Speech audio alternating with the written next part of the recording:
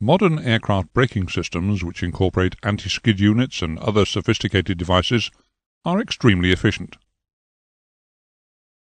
However, bad runway conditions can reduce the ability of even the most refined braking systems to the point where they become a liability.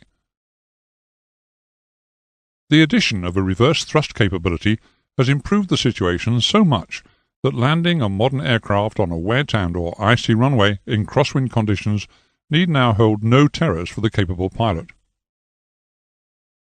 This diagram compares the stopping distances involved when an aircraft lands on a wet and icy runway with and without using thrust reversal.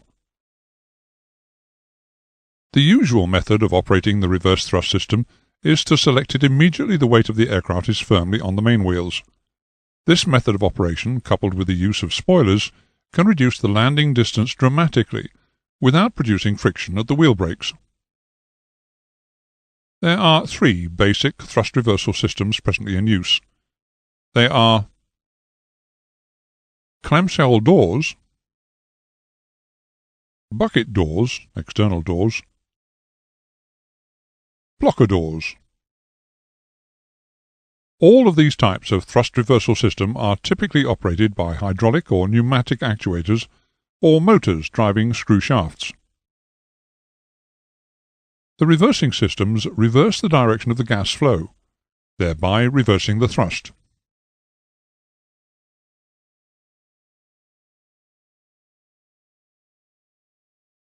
The name clamshell has been applied to this system of reverse thrust because of the shape of the reverser doors, which resembles that of a clamshell. In the clamshell door system, the reverser doors are usually pneumatically operated. They use high-pressure compressor air as the power source. Pneumatic rams move the reverser doors from their stowed forward thrust position to their deployed reverse thrust position. In their stowed position, the clamshell doors cover cascade vanes,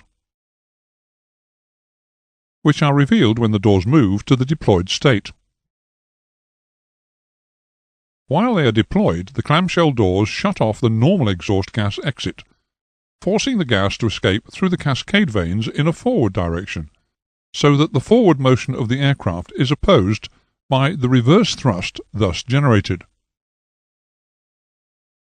The lower cascade vanes are aiming the exhaust mainly in a forward direction, but they are angled so that the exhaust has an outboard angular component as well. This outboard angular component minimizes the chances of debris and hot gases being re-ingested into the engine intake during the use of reverse thrust.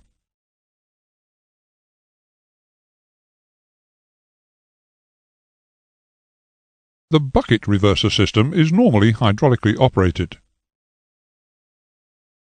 The rear portion of the engine exhaust pipe is shaped like two halves of a bottomless bucket, which are hinged to enable them to swing rearwards when selected, to deflect the exhaust gas forward.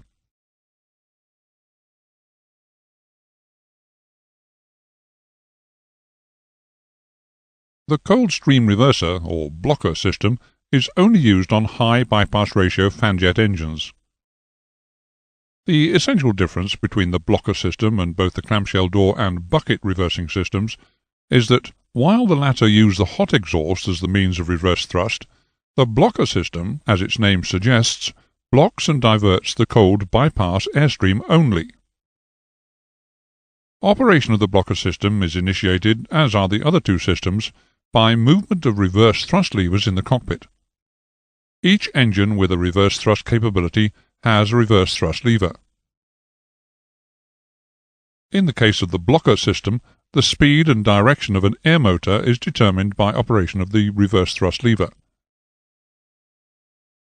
The output of the air motor drives flexible shafts, which open or close the blocker doors,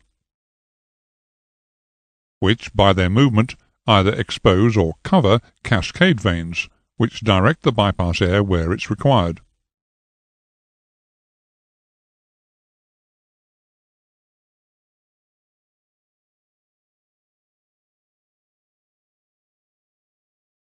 In order that the pilot may have information regarding the position of the reverser doors, some form of warning is fitted. The warning can be amber lights positioned somewhere on the forward instrument array within full view of the crew, or, as is shown here, captions which appear on the electronic centralized aircraft monitoring system. The warnings will be shown whenever the reverser doors are unlocked and away from their stowed, forward thrust position. Like a great number of things which purport to be beneficial, the reverse thrust system can, if wrongly serviced or mishandled, become more of a curse than a blessing. Safeguards have to be built into the reverse thrust system which will protect the aircraft in case of a malfunction or incorrect handling. Other indications regarding the reverse thrust system may be provided: reverser deployed, reverser operating, etc. These indications will be dependent upon the aircraft type.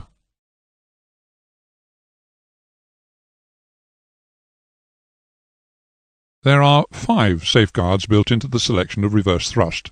They are: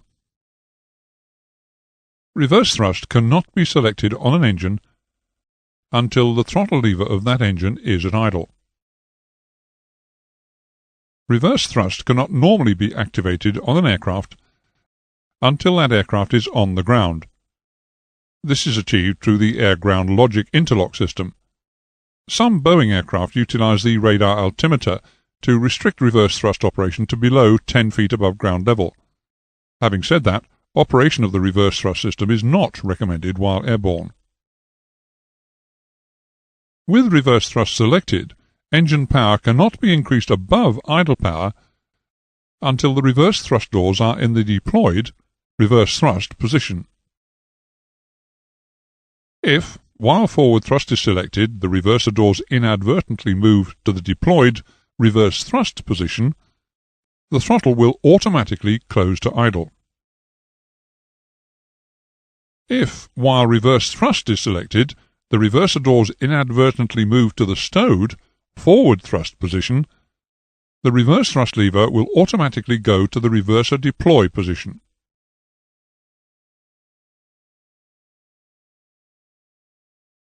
While there is normally no restriction on the upper speed at which reverse thrust can be selected, there are aircraft which have reverse thrust systems fitted that restrict the minimum speed of operation of the reverse thrust system.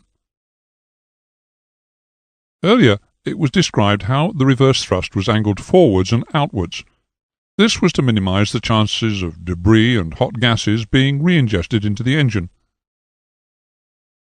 There is, nevertheless, a clear danger that, despite the angle of the cascade vanes, if the aircraft is only moving forward slowly or is stationary, the depression in the engine air intake will overcome the impetus caused by the deflection applied to the exhaust gas stream and any associated debris, and suck it into the compressor, with potentially catastrophic consequences for the engine.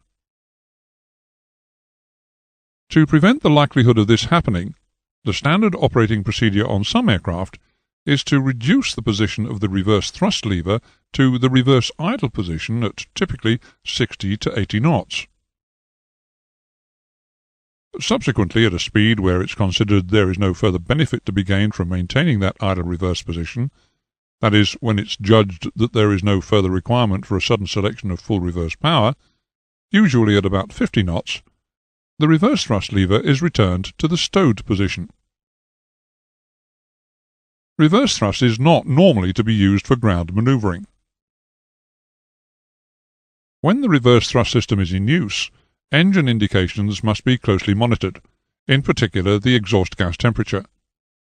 It should be borne in mind that re-ingestion of the exhaust gases will cause the EGT to increase, perhaps exacerbating a situation where high ambient temperatures are already causing the EGT to be close to its limit. Care must be exercised when increasing reverse RPM that the engines respond symmetrically, as adverse yaw can be induced if they are not. This could be particularly embarrassing when applying full reverse thrust when landing on a slippery runway. There may also be a performance limitation imposed if one engine thrust reverse system is inoperative, as the total reverse capability will be reduced, and on an aircraft with 2 pod-mounted engines, having one engine thrust reverse system inoperative may mean that the remaining serviceable reverser cannot be operated either, because of the asymmetric effect it would impart upon selection. This concludes the lesson on reverse thrust.